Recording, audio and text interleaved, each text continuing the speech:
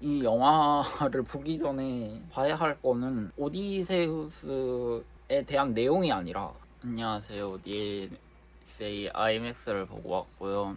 프라하에서 세계에서 몇 개밖에 없는 70mm를 한다고 해서 이건 봐야지 하고 여행을 갔다가 봤는데, 그래도 자막이 없으니까 한 번 더 보고 왔는데요. 용화맥에서 못 봤고 근처 IMAX에서 봤는데, 솔직히 IMAX로 보면 좋은데 이건 무조건 IMAX로 봐야 돼는 아니라고 좀 생각을 해요. 굳이 웃돈을 줘가면서까지 IMAX로 볼 필요는 없다라는 거예요. 2만원짜리를 10만원에 주고 영화를 본다는 거는 좀 아니라고 생각을 하는데, 좀 더 관람 경험을 시켜주긴 하지만 업자들에게 돈을 쓰지 마셔라 라는 말씀을 드리고 싶습니다. 그래서 어쨌든 내용적으로 트로이 전쟁에서 트로이 목마라는 전쟁에서 승리할 수 있는 획기적인 아이디어를 낸 이후에 집으로 다시 되돌아오는, 우리가 기본적으로 알고 있는 유명한 이야기니까 그런 것만 보더라도 정말 재밌는 이야기라고 생각을 해요.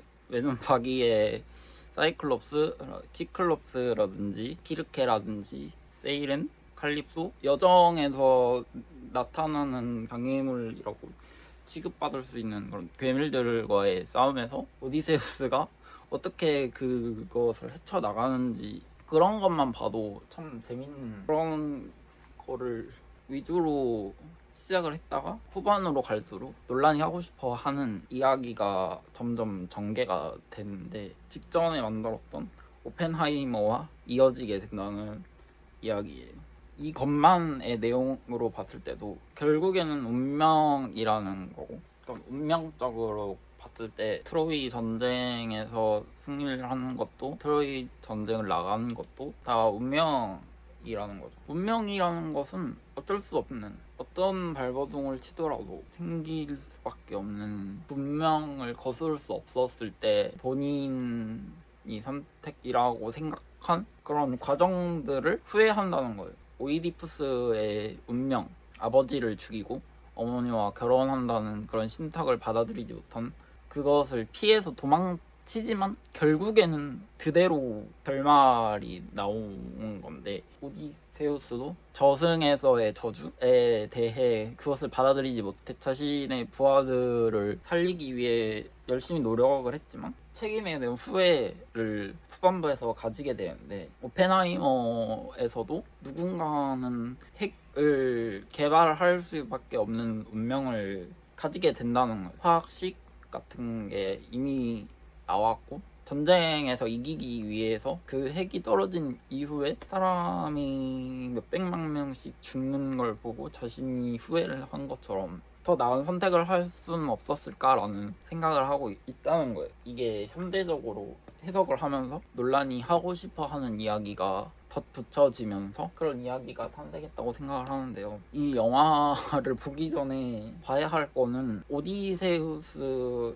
대한 내용이 아니라 지금 벌어지고 있는 전쟁이라든지 그 이전에 오펜하이머를 봐야 한다는 거예요. 논란이 하고 싶어 하는 이야기가 계속해서 지금 이어지고 있다는 거죠. 후회와 운명, 받아들일 수 없는 운명과 회복할 수 없는 후회. 그래서 이 오디세이가 정말 재밌는 지점이 참 많다고 생각을 해요. 플롯의 마술사라고 불릴 정도까지의 재배치는 없어서 지금까지의 영화에서 가장 이해하기에 수월한 영화라고 생각해요. 가장 좋았던 부분은 기르케가 그런 병사들을 손으로 막 눌러서 돼지를 만드는데 완전 되게 기괴하고 되게 좋았어요. 특히 CG를 안 쓰기로 유명하시잖아요. 이건 무조건 CG일 것 같은데 라고 생각했던 부분이 전부 CG가 아니더라고요. 촬영에 대한 비하인드를 찾아보니까 좋은 의미로 미친 사람인 것 같은데, 그래서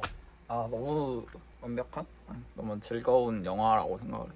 처음에 봤을 때는 사실 체코에서 봤잖아요. 자막은 체코어고 듣기는 영어니까 저는 듣기밖에 할 수가 없는 거예요. 이해를 하는데 약간의 어려움이 있었다는 거예요. 처음에 봤을 때는 화면에 큰 집중을 했었던 것 같아요. 그런 시각적 강렬함의 장면들이 키르케가 돼지로 만드는 장면 두 번 봐도 정말 재밌는 장면인데, 두 번째 봤을 때는 어쨌든 내용이 좀 더 중점이 될 수밖에 없다는 거. 내용적으로 칼립소에서 장면이 되게 인상이 깊었어요. 가장 마지막에 뗏목을 타고 칼립소 섬을 탈출해서 진짜 집으로 되돌아가는 그 장면이 되게 인상이 깊었는데, 그 장면은 되게 너무 슬펐어요.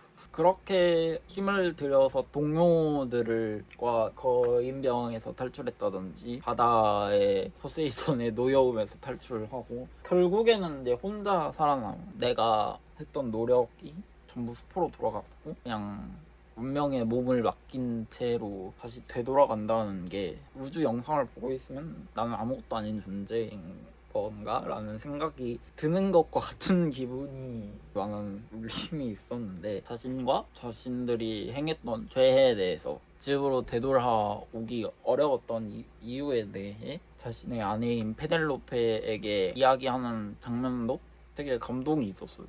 그런 쓸데없는 짓거리들을 이야기하는 게 있는데, 결국은 얘네를 이기게 해준 가장 큰 이유가 트로이 목마를 선물로 줬기 때문에 그렇게 된 거잖아요. 제우스의 법이라는 게 있는데, 제우스의 법이란 제우스가 변장해서 온 손님일 수도 있기 때문에 잘 대접을 해줘야 된다는 법이에요. 제우스가 아니더라도 손님을 대접하는 행위는 인간적인 도리로서 해주는 건데, 트로이 목마를 선물한다는 것은 전쟁에서 이기기 위한 목적이었고, 대접과 재물이라는 트로이 목마가 뒤통수를 때리는 작업이라는 거죠. 결속해서 믿고 있었는데 그걸 악용을 해버린 거죠. 그런 법을 앞에서부터 착실히 쌓아둔 빌드업 같은 과정들이 후반부에 결합이 돼서 끝난다는 거예요. 그 내용은 뒤에 이야기를 하기 위한 하나의 빌드업의 요소였던 거고, 또 다른 이야기로 만들 수도 있는 건데, 왜 굳이 몇천 년 된 이야기를 영화화를 할 생각을 했을까라는 생각이, 새로운 창작물이었으면 이 사람을 소개하는 데에도, 또 다른 사람을 소개하는 데에도 할애를 해야 되는데, 많은 사람이 알고 있는 오디세이아를 이용하다 보니 그런 거에 대한 시간 할애를 축소시킬 수 있다는 거죠. 현대적으로 재해석하는 부분에서 논란이 굳이 이 이야기를, 제가 그렇게 생각을 했다는 건데, 인간에 대한 관심, 운명과 자신이 살아온 삶에 대한 후회가 나면 한번 보는 거를 추천드립니다. 여러분들이 좋았던 오디세이 장면이 있다면 댓글로 남겨주시면 감사하겠습니다. 안녕.